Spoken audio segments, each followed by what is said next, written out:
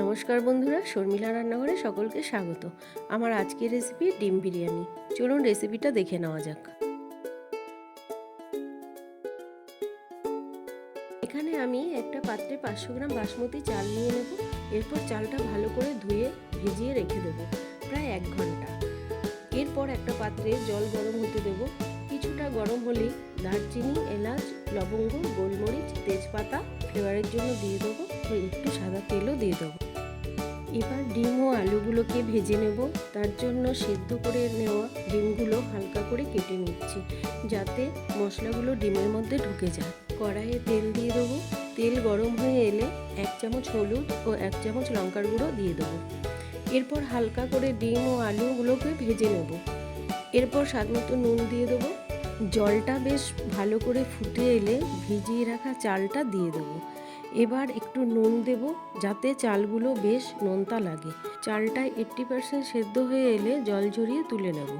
একটা পাত্রে জল ঝরিয়ে রেখে দেব, আর জলটা কিছুটা একটা পাত্রে তুলে রাখবো।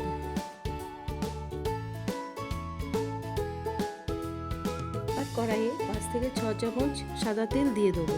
তেলটা গরম হয়ে এলে স্টার অ্যানিস, এলাচ, লবঙ্গ, দারচিনি, গোটা জিরে, গোটা ধনে দিয়ে দেবো।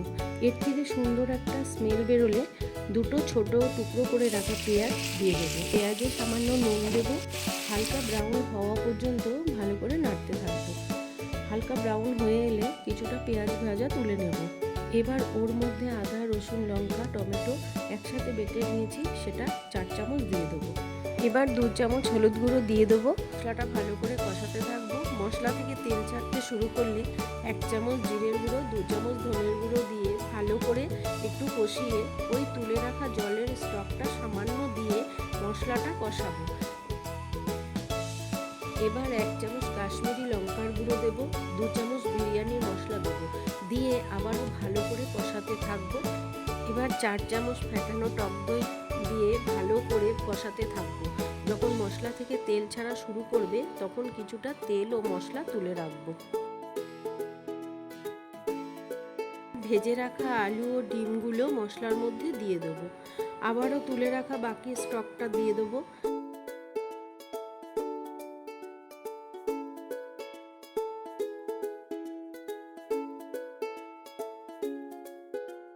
এবার 1 চামচ কেওড়া ওয়াটার দেব, দিয়ে ভালো করে কষাবো। কিছুক্ষণ পর ভাতটা দিয়ে দেবো।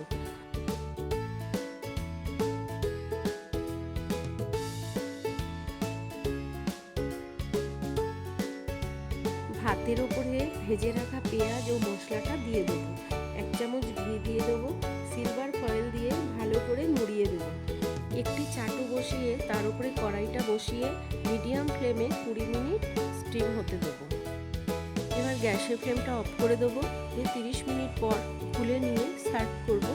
চালটা বেশ ঝরঝরে হয়েছে আর স্মেলটাও দারুণ বেরিয়েছে।